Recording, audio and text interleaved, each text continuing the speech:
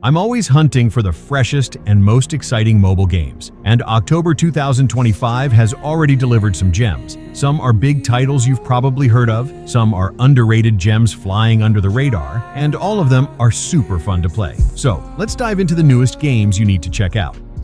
Number 15.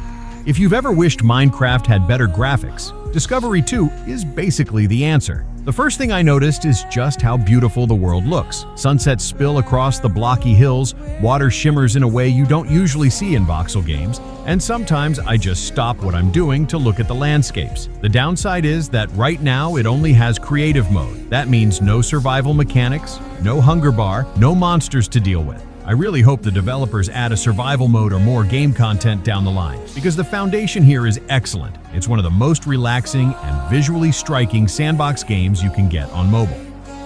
Number 14. Fighter jet games don't usually grab me, but Alliance Air War is one of the few that actually kept me playing longer than I expected. It mixes single-player missions with multiplayer dogfights, so you get both sides of the experience. What impressed me most is how realistic the plane controls feel without being overwhelming. You can pull off sharp turns, climb through clouds, and fire missiles in a way that feels smooth on mobile. If you've never been into plane games, this might be the one that changes your mind, because it definitely did that for me. Number 13.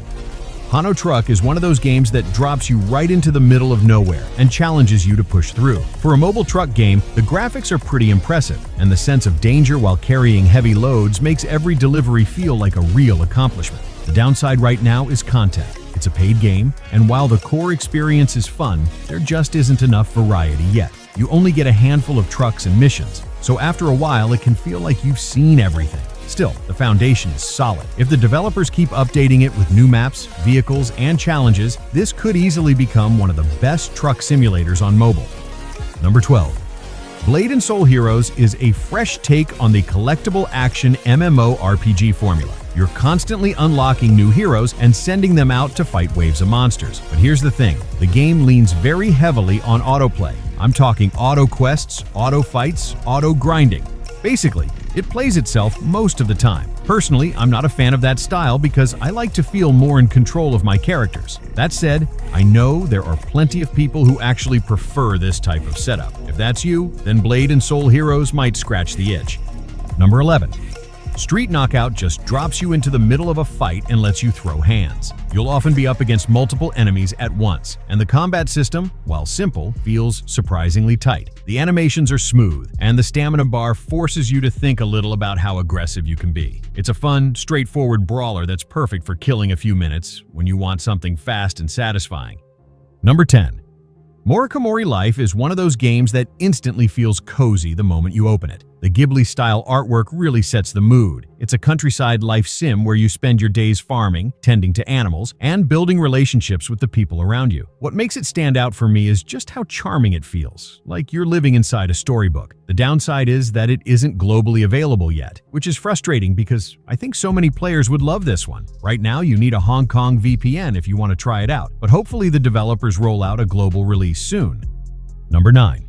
Haunted House feels like classic mobile horror formula we've seen in games like Granny. Instead of the usual creepy grandma or monster, this time you're trapped in a house trying to sneak past an Indian dad who's on the hunt for you. What I like is how it nails that one more try feeling. You fail, but you want to figure out a new route or strategy to escape. It might not reinvent the genre, but if you enjoy mobile horror games and want something tense to play in short bursts, this is definitely one to try. Number 8.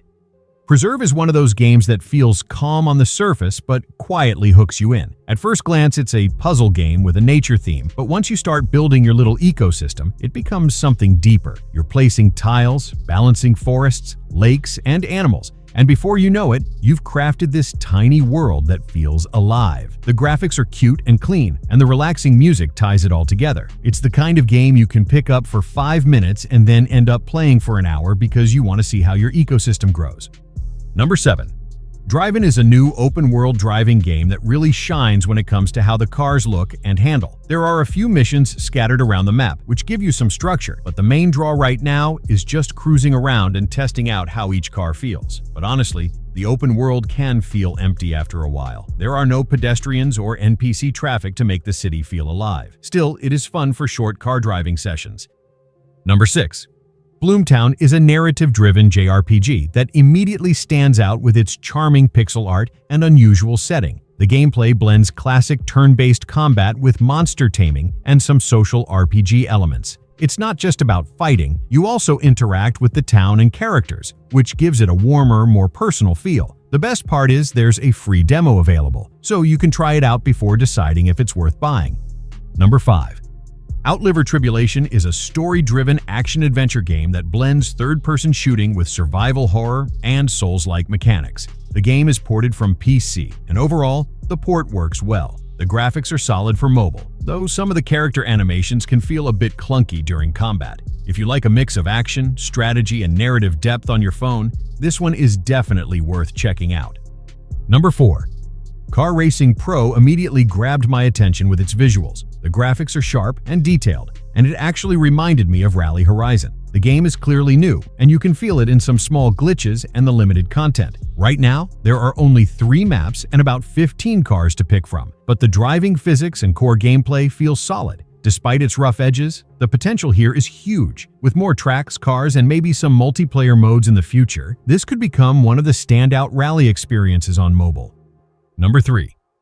Oniro is a fresh action RPG that really captures the feel of classic hack-and-slash games. From the moment I start playing, it reminds me a lot of Path of Exile. What I really like is how true it feels to the RPG genre. You can grind, level up your character, and experiment with different builds. My only minor gripe is that it could use a bit more variety in environments and enemy types as you progress. But overall, if you enjoy action RPGs and hack-and-slash gameplay, Oniro is absolutely worth picking up.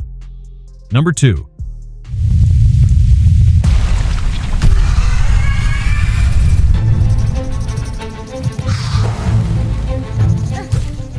First off, this isn't an official mobile release. A Chinese developer made an unofficial port, and usually I don't cover these types of mobile games. But I know so many people want to experience Silksong on their phones, so it's worth mentioning. Surprisingly, the port is really solid. Controls are smooth, animations run without lag, and it even supports 120 frames per second. The downside, of course, is that it's unofficial. I can't give a direct download link because that could cause trouble, and there's always a risk when installing third-party apps. Still, if you're careful and really want to experience Hollow Knight Silksong on mobile, this port does a surprisingly good job of bringing the game to your pocket.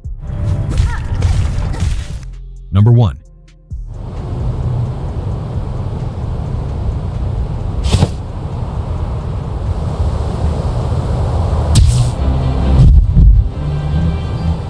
I've been waiting for Spider Fuser for a long time, and finally it's here. I have to say, the developers really did an amazing job bringing this to mobile. From the swinging animations to the city itself, everything feels smooth and alive. The only real downside for me is there's no offline mode, but I understand why. It's a way for developers to support themselves. Honestly, watching a few ads to keep this game running is no problem at all, especially for something this well made. If you love open-world action and web-swinging fun, this is definitely worth trying.